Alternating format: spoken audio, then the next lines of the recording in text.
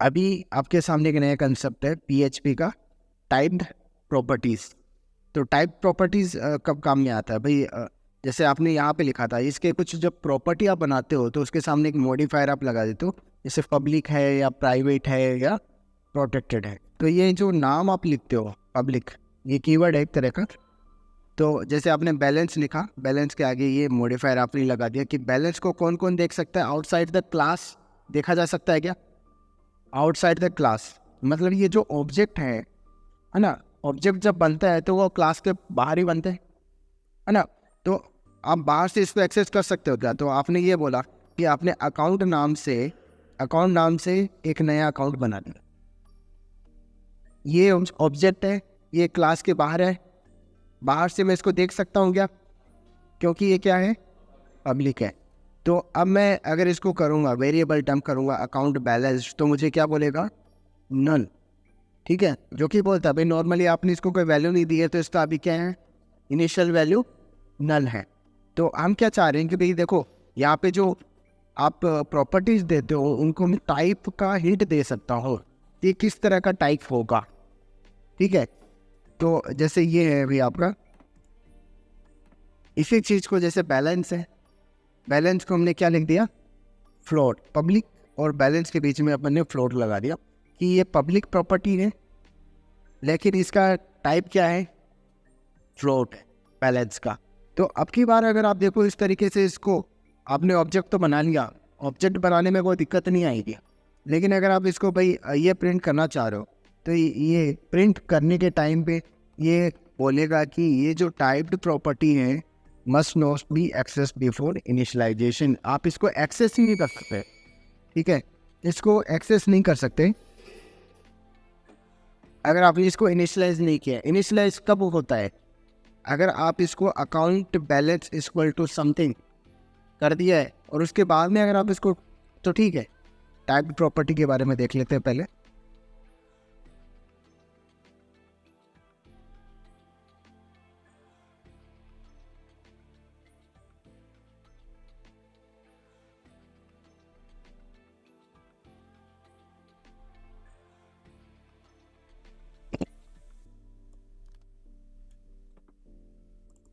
ठीक है, इंडेक्स वाला पेज है, इसके अंदर मैं रिक्वायर कर लूँगा बैंक डॉट पी एच। ठीक है, तो ये वाली जो क्लास है ये इस इंडेक्स फाइल के अंदर इसका सारा वर्किंग एक्सेसिबल है। चलो तो अब इस क्लास को डिफाइन कर लेता हूँ मैं।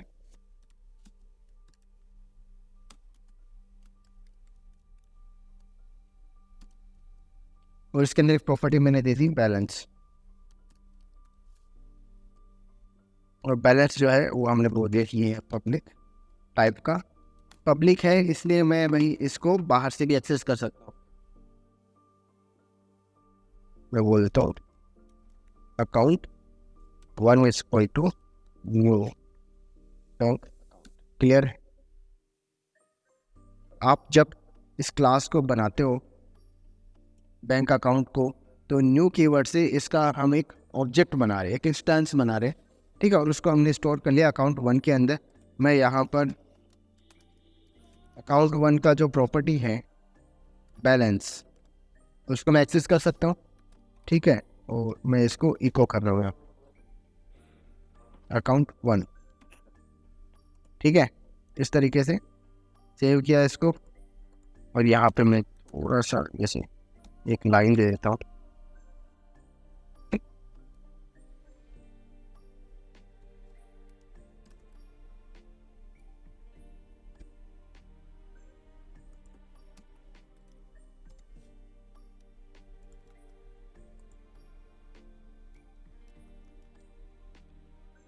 टाइप्ड प्रॉपर्टीज, इस फोल्डर में राइट क्लिक करेंगे, पावर शेल, और वो सेम कमांड,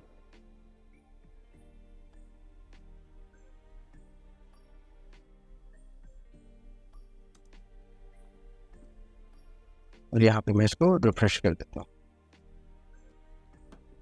कहाँ पे बोल रहा है, लाइन नंबर 3 पे, लाइन नंबर 3 पे बैंक अकाउंट वाले पेज पे, लाइन नंबर 3 बैंक अकाउंट वाले पेज के ऊपर लाइन नंबर 3 क्लास इसको ऐसा कर दिया, ठीक है, फंक्शन बना, तो रिफ्रेश, कोई वैल्यू नहीं है यहाँ पे। हाँ, वैल्यू क्या है इसकी, अगर आप वेरिएबल डंप करोगे तो ज़रूर आपको थोड़ा सा दिखेगा, तो वे डंप कर देता हूँ मैं।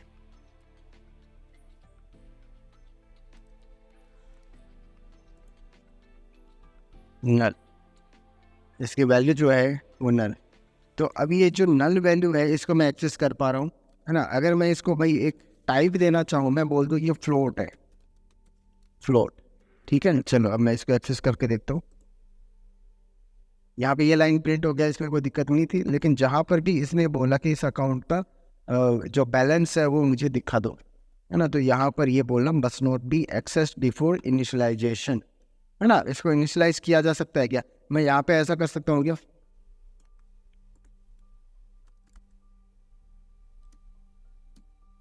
50, ठीक है, इस तरीके से, ठीक है। तो आप ये कर सकते हो, वैल्यू आपको देनी पड़ेगी जब भी आप कोई वैल्यू को प्रिंट कराना चाह रहे हो, उससे पहले आपको वैल्यू देनी पड़ेगी। यहाँ पे राम भी दे सकता हूँ या 50 दे दूँ, ऐसा स्ट्रिंग में ये भी जा सकता है क्या, यहाँ पे ये इसको कन्वर्ट कर देता है, ठीक है। बेसिकली मैं क्या करता हूँ, यहाँ पे राम, क्या बोले ना, कन्वर्ट नहीं होगा, क्या बोलना है, can not assign string to property bank account, ठीक है। तो ये अपना पूरा कोशिश कर रहा है भाई आपके लिए कि भाई आप जो भी अगर स्ट्रिंग भी दे रहे हो, अगर आपने इस तरीके से दिया है 50.5, ठीक है, तो ये कन्वर्ट करने की कोशिश कर लेता है उसको, ठीक है। हाँ भाई, इसको मैं फ्लोट में कन्वर्ट कर सकता हूँ, लेकिन आपने एज इट इज जो है भाई राम ऐसा कुछ दे दिया, ये इसको नहीं समझ में आ रहा है, तो कन्वर्ट नहीं किया जा सकता है। मैं इसको बोल सकता हूँ कि ऐसा 50 एप्पल्स, सेम थिंग, ठीक है। तो यहाँ पर ये क्या हो रहा है, ये आपको एक एरर दे रहा है, वार्निंग दे रहा है कि नहीं आप इस तरीके से नहीं कर सकते। तो ये चीज़ समझ में आ गया। ये भाई आप टाइप हिंटिंग करते हो कि आप किस टाइप का ये प्रॉपर्टी होगा, वो मैं पहले डिफाइन कर देता हूँ। आप ऐसे भी कर सकते हो, इसको हटा दो और यहाँ पे ही बोल दो कि ये जो वैल्यू है ये 100 है, शुरुआती बैलेंस, या फिर 0 बोल दो, क्या दिक्कत है, ठीक है, बैलेंस अपना 0 है, ठीक है। इस तरीके से भी किया जा सकता है। तो इनिशियल जो है कुछ वैल्यूज आपने ऑलरेडी सेट करके रखी, हर एक जो यूजर के लिए जब भी आप नया अकाउंट बनाओगे इसका बैलेंस क्या रहेगा, 0 रहेगा। आप इसके अंदर ऐड कर सकते हो, इसके लिए आप इसके अंदर ऐड बैलेंस या डिपॉजिट करके जो फंक्शन बनाते हैं वो फंक्शन बना सकते। एक चीज़ आती है मेथड चेनिंग, कभी पहले नाम सुना है क्या, जे क्वेरी में इसका नाम सुना है, ठीक है। यहाँ पे भी सेम चीज़ है। अगर आप देखो तो आपने एक अकाउंट बना लिया, अब इसमें जैसे ये आप एक तो ये कर दो डिपॉजिट 100, डिपॉजिट 200, डिपॉजिट 300, इस तरीके से करने के बजाय अगर आप इसको ऐसा करना पसंद करते हो कि डिपॉजिट पहले तो 100 किया और फिर ये एरो जो है यहाँ पे भी आ सकता है। ये तो हमने क्या है कि थोड़ा सा व्यू अच्छा लगे इसके लिए अपन ऐसा कर सकते हैं, है ना। थोड़ा अच्छा लगता है कि पहले अकाउंट है उसमें डिपॉजिट किया, उसमें से ये किया, ये किया, ये किया, ये ऐसा ऐसा, तो आगे आगे चेन ये चलता रहेगा एक तरीके से। इसको मेथड चेनिंग बोला जाता है। तो आपने ऑलरेडी जैक्वेरी में देखा है, तो सेम चीज़ आप यहाँ पे कर सकते हो। मेथड चेनिंग के लिए आप जैसे डिपॉजिट मेथड है उसमें दिस को रिटर्न करना पड़ेगा, दिस। अब दिस क्या चीज़ होती है, जो करंट ऑब्जेक्ट है मेरा वो मेरा दिस है। तो अगर मैं जैसे डिपॉजिट मेथड है मेरा, जब कॉल हो रहे हैं इसमें पैसा मैंने ऐड किया, ये वापस मेरे को क्या देगा, करंट ऑब्जेक्ट ही देगा। और अगर पिछले वाले में अगर आप देखोगे तो यहाँ पे ये क्या चीज़ है, ये ऑब्जेक्ट है क्या, ये भी ऑब्जेक्ट है, ये भी ऑब्जेक्ट है, ठीक है।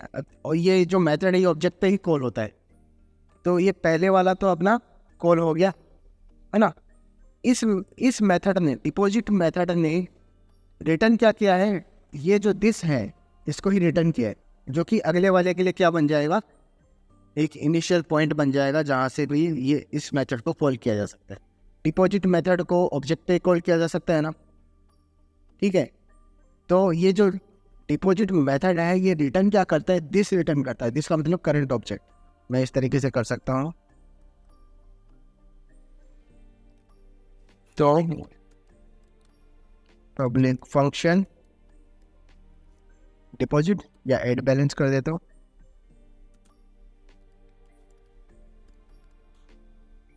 और जितना भी बैलेंस आप दोगे और जितना भी अमाउंट आप दोगे वो बैलेंस के अंदर ऐड हो जाएगा। तो क्या करना है, this dot balance equal to this dot balance plus amount. Add balance जो है ना, ये कुछ रिटर्न कर रहा है क्या अभी? ये फंक्शन रिटर्न कुछ भी नहीं कर रहा है, ठीक है। तो आपने फंक्शन बनाया, अगर ये रिटर्न कर पाए इसको दिस को, तो इसका मतलब क्या है, ये करंट ऑब्जेक्ट जिसको आप कॉल कर रहे हो वो। तो मैं इस बिल्कुल, तो मैं जैसे बोलता हूँ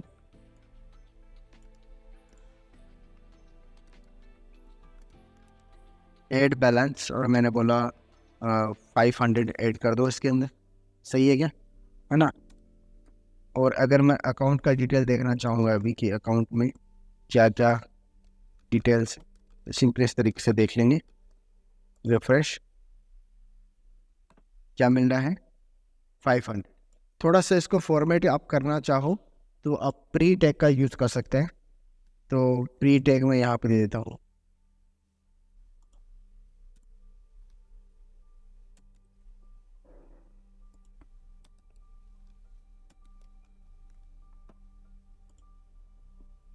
ठीक है। तो बैलेंस आपका कितना है 500।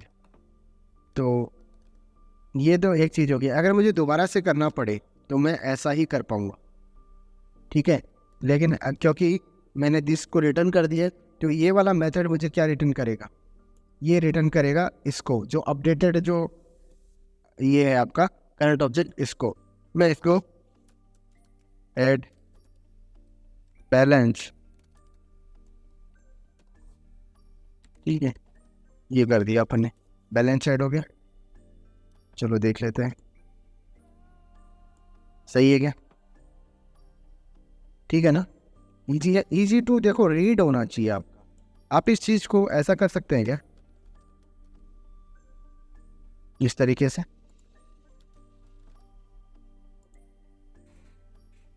अभी भी काम कर रहे हैं, ठीक है। तो मैं इसमें थोड़ा सा क्या ब्यूटीफुल इसको बना सकता हूँ। बेसिकली ये कोड को ब्यूटीफाई करने के लिए काम में अपन लेते हैं कि भाई कोड अपना थोड़ा सा अच्छा रहे। ऐड बैलेंस,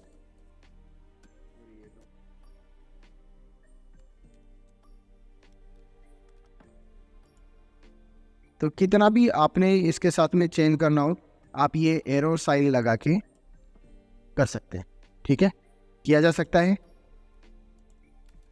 तो ये चीज़ होगी, तो इसको मेथड मेथड चेनिंग बोला जाता है। अगर मैं ये बोलूँगा भाई आपका ये डिपॉजिट मेथड है, ये आपको रिटर्न कर रहा है दिस, और ये विड्रॉ मेथड है, ये क्या रिटर्न कर रहा है, दो वैल्यू रिटर्न कर रहा है, इधर ट्रू और फॉल्स। तो अब यहाँ पर ये दिस को रिटर्न कर रहा है क्या, नहीं कर रहा है। तो क्या इस मेथड को मैं चेंज कर सकता हूँ, इसको चेंज नहीं किया जा सकता, क्योंकि ये मेथड जहाँ पे भी, ये क्या है कि ये मेथड जहाँ पे भी कॉल करूँगा मैं, उसके आगे मेरे को ऑब्जेक्ट देगा ही नहीं है, कुछ आगे रिटर्न ऑब्जेक्ट करता ही नहीं है। ये क्या रिटर्न करता है, ये तो ट्रू फॉल्स रिटर्न करता है। भाई ट्रू के ऊपर मैं ये मेथड को कॉल कर सकता हूँ क्या, डिपॉजिट को, ठीक है। चीज़ समझ में आ रही है क्या, नहीं आ रही है। मैं बोलूँगा यहाँ पे एक और मेथड बना लेता हूँ, पब्लिक फंक्शन विड्रॉ और फंक्शन,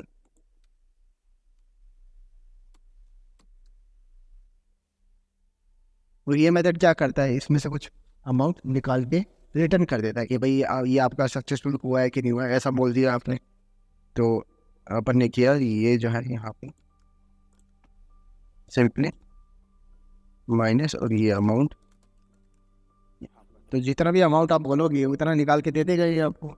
ठीक है। और इसने रिटर्न क्या किया है, इफ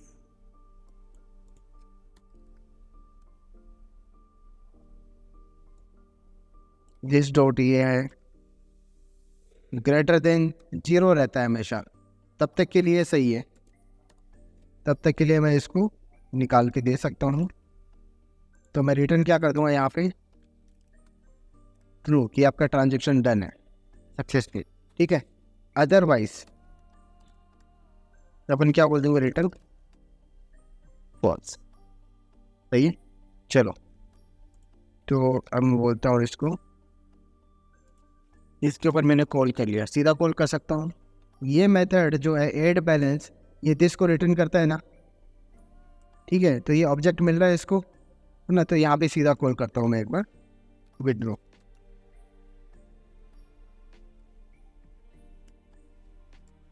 तो अपना जो लास्ट बैलेंस था 24,000 था, इसमें से मैं 4,000 निकाल लेता हूँ,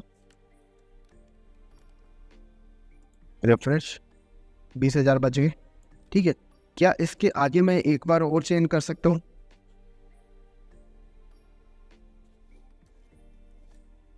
रिटर्न नहीं कर रहा है, तो मैं एक बार और 100 रुपये निकाल लो, ज़्यादा बड़ी अमाउंट नहीं है, लेकिन क्या ये करता है, नहीं। Call to a member function withdraw on boolean, ठीक है, बूलियन के ऊपर आप यूज़ कर रहे हो इसको।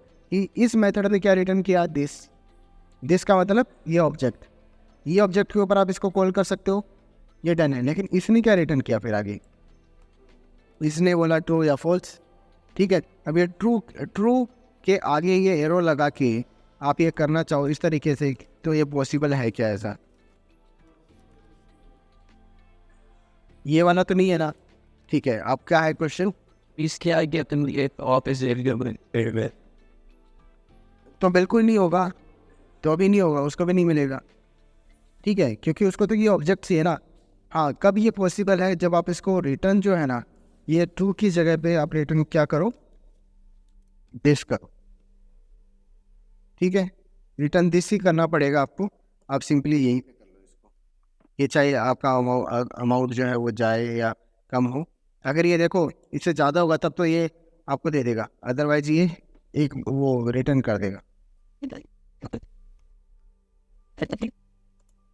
सेव करता हूँ इसको, रिफ्रेश करता हूँ, अब ठीक है, 20,100 रुपये, ये क्लियर है क्या, ठीक है। तो इस तरीके से मेथड चेनिंग आपका काम करता है। तो जो मेथड आपका दिस को रिटर्न कर सकता है, उसको मेथड को चेंज कर सकते हैं। तो दिस कीवर्ड जो है किसको रेफर करता है, करंट ऑब्जेक्ट को रेफर करता है, करंट ऑब्जेक्ट को रेफर करता है, जिस पे भी आपने फंक्शन कॉल किया है उस पे वो रिटर्न कर देगा, और it's only available with in the class, ठीक है। तो ये क्लास के अंदर ही यूज़ कर रहे हो ना आप, तो जब क्लास डिफाइन करिए उसी के अंदर आपका दिस वगैरह चल रहा है, दिस जो है बाहर अवेलेबल नहीं है। और अगर आपको मेथड चेनिंग करवाना है तो दिस रिटर्न करवाना पड़ेगा, returning this from the method to make the code more concise, मतलब छोटा एक तरीके से। तो ये छोटा हो गया ना कोड आपका, सुंदर भी हो गया। अब आपके सामने आते हैं एक्सेस मॉडिफायर। एक्सेस मॉडिफायर का मतलब होता है भाई आप जो इंटरनल प्रॉपर्टीज़ को किस तरीके से, या इंटरनल मेंबर्स को, क्लास के जो मेंबर है उनको किस तरीके से एक्सेस कर सकते हो। तो 3 तरह के भाई आपके यहाँ पे मॉडिफायर हैं। एक है पब्लिक, तो पब्लिक को क्लास के अंदर आप देख सकते हो ना, क्लास के अंदर मेंबर फंक्शन एक दूसरे को देख सकते हैं क्या, है ना। ये है सब क्लास जो उसको एक्सटेंड करता है, आगे चल के आएगा सब क्लास, ठीक है। आउटसाइड द क्लास पब्लिक को देखा जा सकता है ना, ठीक है, इस तरीके से। एक होता है प्रोटेक्टेड।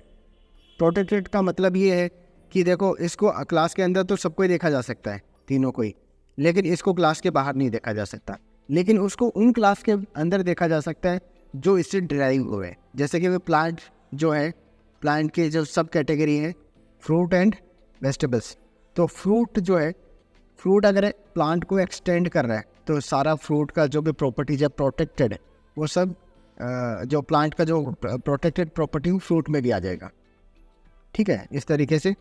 और प्राइवेट जो है भाई क्लास के अंदर ही देख सकते हो ना, तो आप उसको सब क्लास में देख सकते हो, ना ही आप उसको क्लास के बाहर देख सकते हो। तो 3 तरह के एक्सेस मॉडिफायर हैं। ये अपन देख लेंगे। अभी के लिए केवल ये 2 अपन देखेंगे, पब्लिक एंड प्राइवेट। ये जो तीसरा है, ये जब थोड़ा और एडवांस अपन पढ़ेंगे तब आपको समझ में आएगा। तो इस तरीके से है public, private and protected. Public access modifier, तो ये जो आप बनाते हो, पब्लिक नेम जो है पब्लिक है क्या, ठीक है, तो उसको मैं सीधा बाहर से भी यूज कर सकता हूँ ना, आउटसाइड द क्लास में उसको यूज कर सकता हूँ क्या, कर रहा हूँ मैं, ठीक है।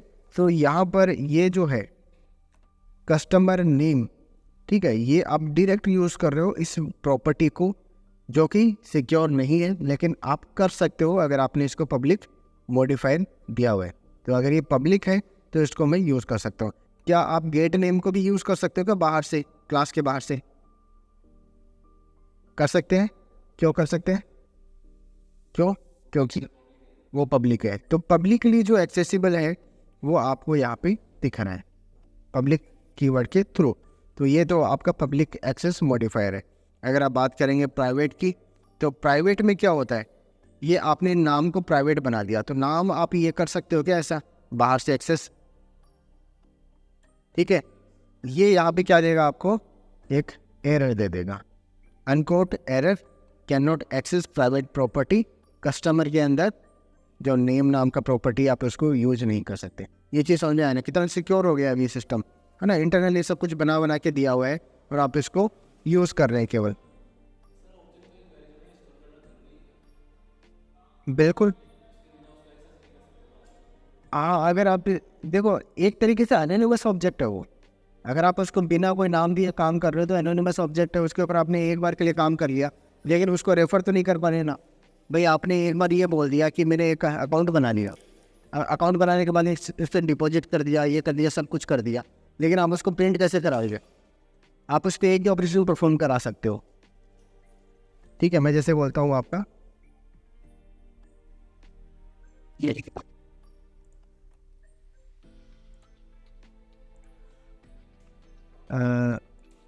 अपन करते हैं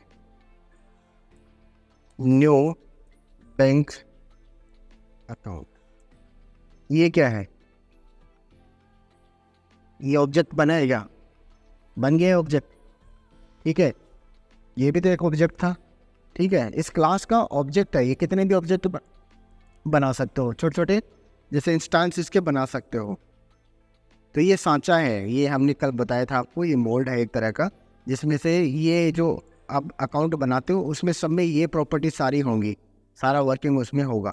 तो अगर मैं इस तरीके से बना रहा हूँ तो क्या एक नया अकाउंट बन चुका है मेरा, मैं बन चुका है। रिफ्रेश करते हैं इसको, क्या बोल रहा है, 0। अब मैं इसके ऊपर ये बैलेंस कैसे ऐड करूँ ये बताओ। मैं सिंपली ऐसा करूँ क्या, बैलेंस ऐड करना है, ऐड बैलेंस 5000 कर दिया, चलो ठीक है। क्या ये ऑब्जेक्ट है, ऑब्जेक्ट के ऊपर ये अपने ऐड कर लिया। चलो रिफ्रेश करके देखता हूँ क्या बोल रहा है, ऐसा, ठीक है। तो ये जो है आप इसके ऊपर ऑपरेशन परफॉर्म नहीं कर सकते, आप इसका केवल ऑब्जेक्ट बना सकते हो, ठीक है। तो आपको क्या करना है, इसको एक वेरिएबल में सेव कर लेना है और उसके बाद में ये ऑपरेशन परफॉर्म किया जा सकता है, ठीक है। तो इस तरीके से है ऐसा।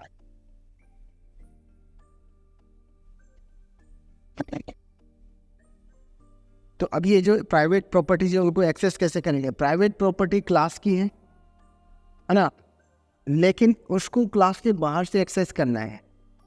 उसको कौन एक्सेस कर सकता है, फंक्शंस, जो मेथड होते हैं ना, क्लास के मेंबर्स जो है वो एक दूसरे को देख सकते हैं, सही है ना, क्लास के अंदर तो देखा जा सकता है।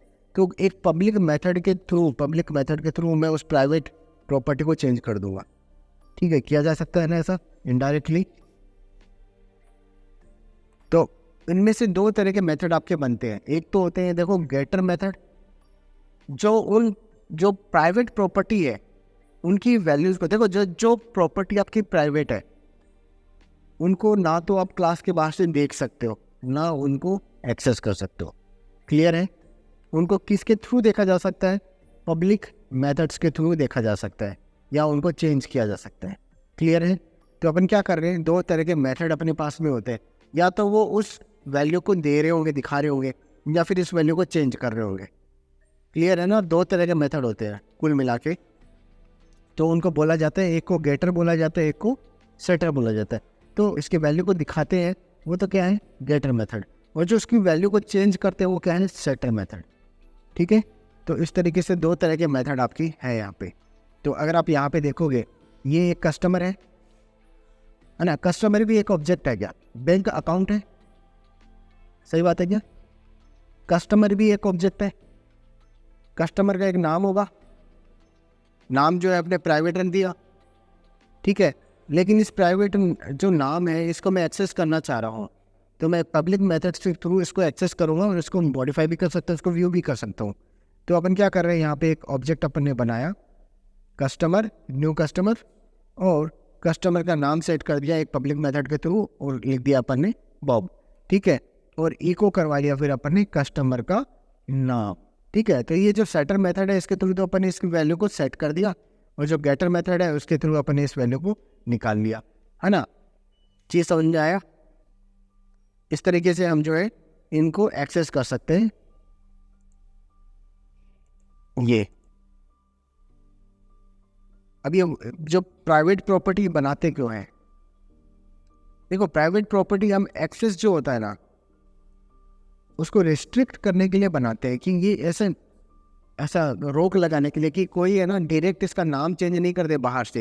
ये ऑब्जेक्ट बनाया और ऑब्जेक्ट बना के ये नाम है इसको डायरेक्ट चेंज कर दिया, ठीक है, क्योंकि वो गलत शलत भी हो सकता है ना। तो अपन क्या करेंगे, मेथड बनाएंगे। मेथड का मतलब क्या है, जैसे आपको नाम सेट करना है, आपने यहाँ पे क्या दिया, स्पेस दे दिया, क्या स्पेस दे दिया, लेकिन ये जो स्पेस मेरे को नहीं चाहिए ना, ये तो भाई गलत हो गया है, ये तो इतना भी स्पेस दे देगा। तो अपन क्या करेंगे, सेट नेम के थ्रू इसको हम कस्टमाइज कर सकते हैं, कि जो अगर नाम चेंज होगा तो किसके थ्रू होगा, सेट नेम के थ्रू ही हो सकता है, और किसी डायरेक्ट जो है वो नहीं कर सकता, और किसी दूसरे तरीके से वो नेम प्रॉपर्टी को चेंज नहीं कर सकता।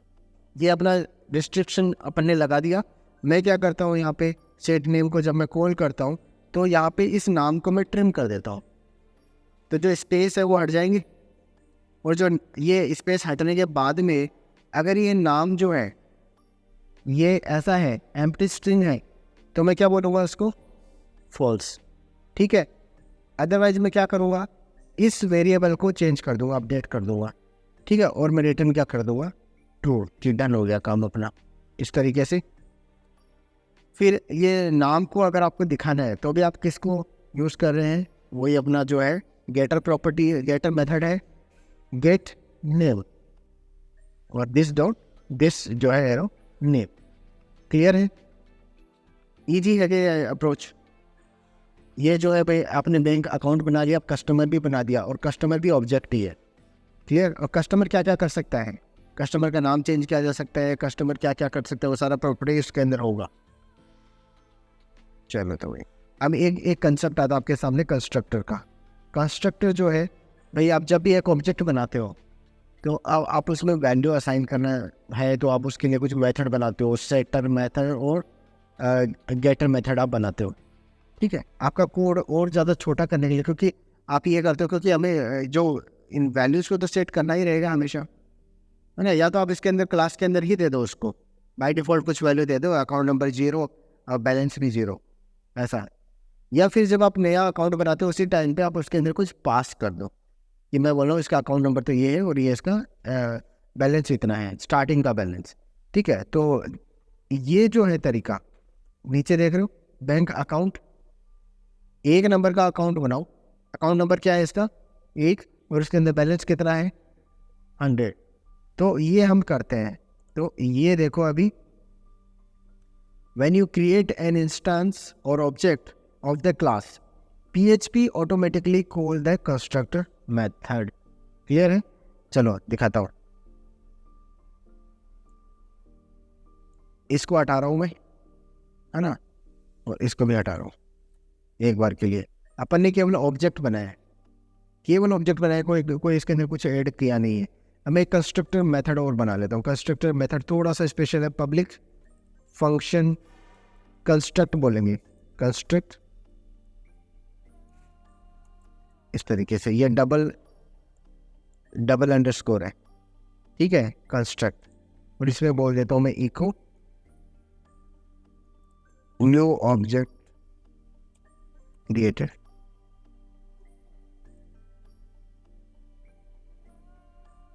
सही है क्या? रिफ्रेश करता हूँ इसको, क्या बोलना है, न्यू ऑब्जेक्ट क्रिएटेड। आपने कुछ किया नहीं है, आपने कुछ बोला नहीं है, फिर भी ये चल रहा है। क्यों चल रहा है?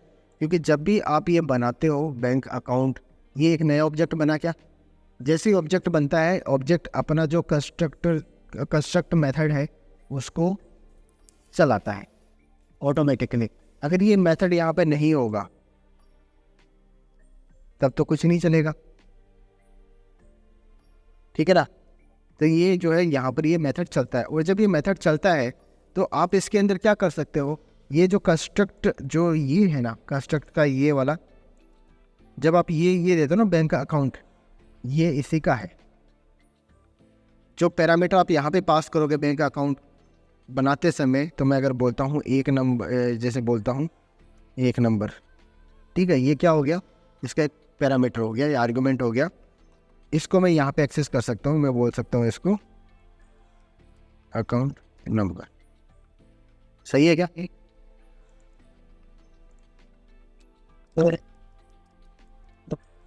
अकाउंट नंबर आपका ये है, ठीक है ना। ये इसको इस तरीके से, क्योंकि ऐसा भी कर सकते। अकाउंट नंबर क्या है, अकाउंट नंबर किया अपन ने, अकाउंट नंबर किया, अकाउंट नंबर, ठीक है 1। अगर मैं एक और नया ऑब्जेक्ट बना लेता हूँ, जैसे अकाउंट नंबर 2 या 100 बोल दिया मैंने, और यहाँ पर मैं इसको BR और कर देता हूँ ताकि नया लाइन पे रहे। रिफ्रेश करो, क्या है, एक और ऑब्जेक्ट आपका बना है, इसलिए ये 100 को भी इसने चला दिया कि अब की बार जो आपने 100 पास कर दिया, क्लियर है ये, है ना। तो मैं क्या कर सकता हूँ, ये जो नंबर मुझे मिल रहा है अकाउंट नंबर या बैलेंस जिसको बोल रहा हूँ, initial balance, by default balance कितना है, 0 है। और यहाँ पे जैसे मैं बोलता हूँ, अब इसको मैं प्राइवेट कर देता हूँ, आपको पता लग गया प्राइवेट बनाना चाहिए, तो प्राइवेट।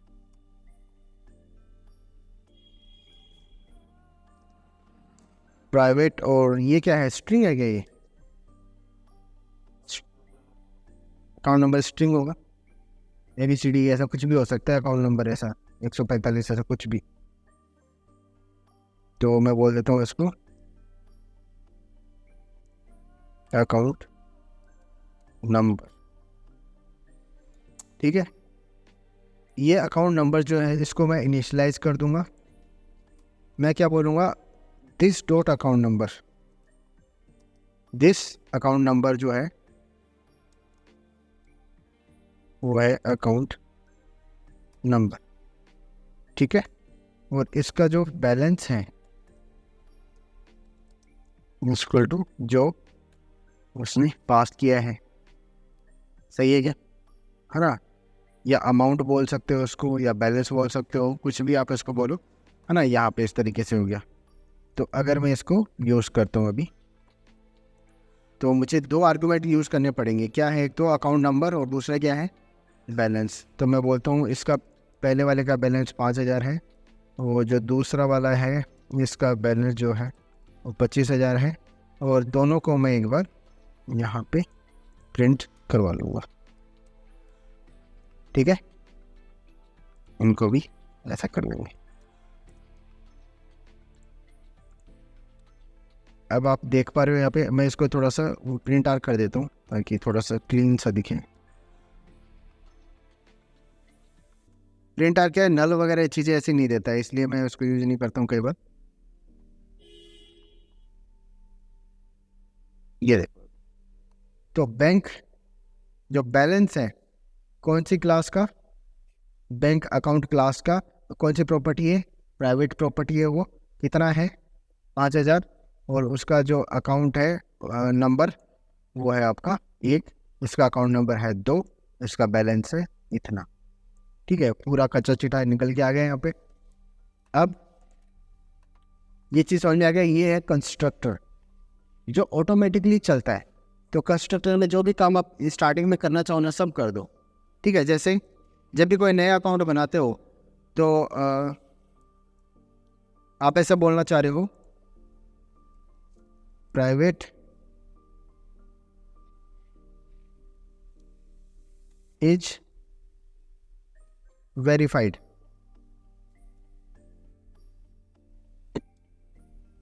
सही है क्या? वेरीफाइड, इज वेरीफाइड, स्टार्टिंग में क्या होना चाहिए, फॉल्स। ठीक है, रिफ्रेश करते हैं, कोई दिक्कत नहीं है अभी। तो मैं इसको स्टार्टिंग में ऐसे बोल देता हूँ, दिस का जो इज वेरीफाइड है ये क्या है, फॉल्स। ठीक है, स्टार्टिंग में। और वेरीफाई ये कब होगा, मैं उसको जब वेरीफाई करूँगा।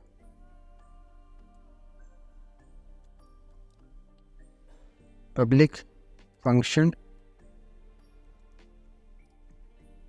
Set verification status. ठीक है, मैं इसके अंदर कुछ पास करूँगा,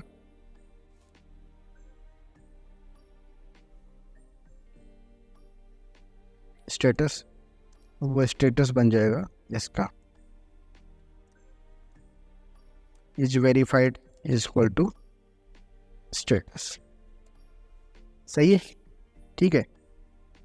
तो अपन देखते हैं इसमें, अभी ये आ रहा है यहाँ पर, ये बाय डिफ़ॉल्ट क्या बोलता है, फॉल्स। जब ये फॉल्स है तो ये आपको दिखेगा नहीं, ये केवल वेरिएबल जो डंप करोगे तब आपको फॉल्स लिखा हुआ दिखेगा। इसलिए प्रिंट आर में ये चीज़ें नल वगैरह दिखती नहीं है, उनकी जगह पे स्पेस दिखता है। ठीक है, तो अब मैं क्या करूँगा, यहाँ पे स्टेटस को अगर मुझे सेट करना है कि ये वेरीफाई हो चुका है ये फर्स्ट वाला अकाउंट, तो अपन ऐसा कर सकते हैं कि अकाउंट 1 जो है सेट क्या है, वेरिफिकेशन स्टेटस।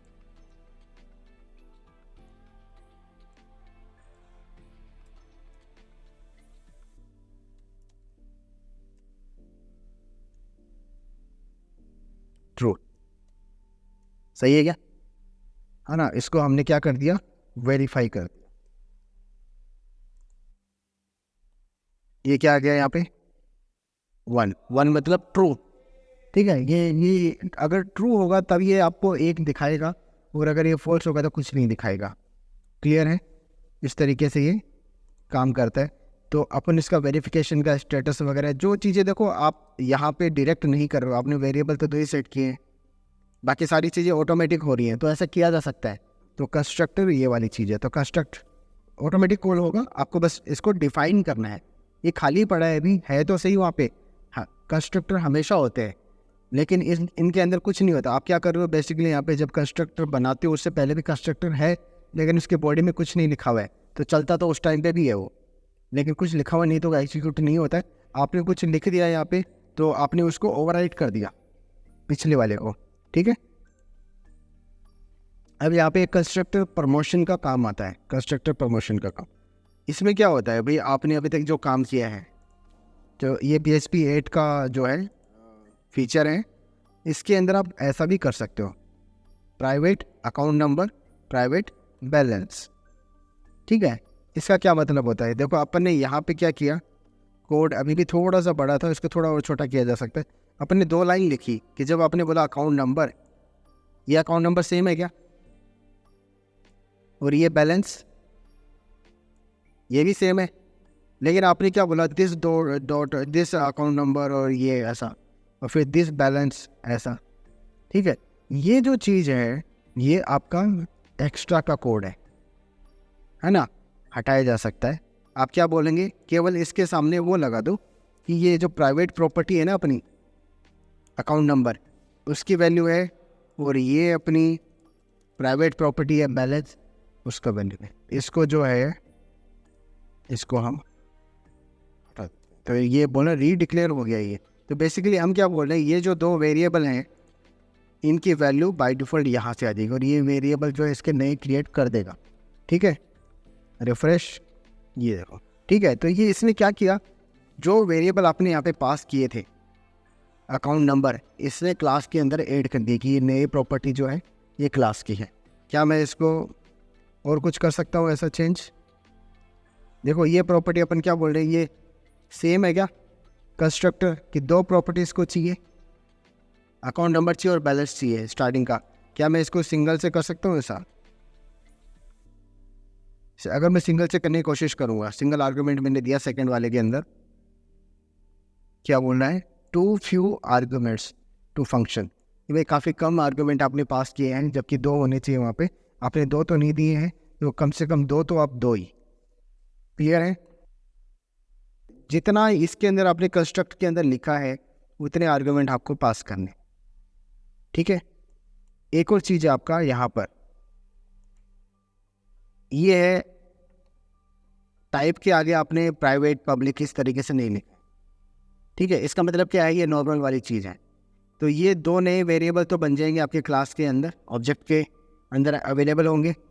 ठीक है, ये वाला वेरिएबल जो ऑब्जेक्ट के अंदर अवेलेबल नहीं होगा, इसका तो आप कुछ कैलकुलेशन कर करा के कुछ कर रहे हो, कुछ प्रॉपर्टी आप सेट कर रहे हो। जैसे मैं बोलता हूँ, ये मैंने बोला टाइप। ठीक है,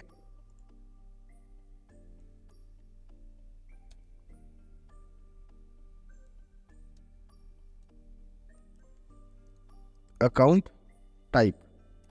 ठीक है, करंट है, सेविंग है, इस तरीके से करंट अकाउंट है ना। तो हम क्या बोलेंगे, this account type is equal to type. हमें ऐसा करना ही पड़ेगा, ठीक है ना, क्योंकि ये जो प्रॉपर्टी प्राइवेट प्रॉपर्टी अगर आप इसको बोलोगे तो नया वेरिएबल यहाँ पे टाइप के नाम से क्रिएट हो जाएगा, जो कि हम नहीं चाह रहे। ठीक है, तो इसके अंदर हम पास कर देंगे टाइप जो है इसका सेविंग है, करंट है, सेविंग अकाउंट, करंट अकाउंट। ठीक है, और अगर मैं भाई इसको भी बोल दूं प्राइवेट, अब क्या मिलेगा, अब आपका एक नया वेरिएबल क्रिएट हो गया है टाइप के नाम से, और ये जो है आपका बैंक अकाउंट। ठीक है, ये तो अपन ने इस तरीके से किया था, इसको डाल लेता हूँ,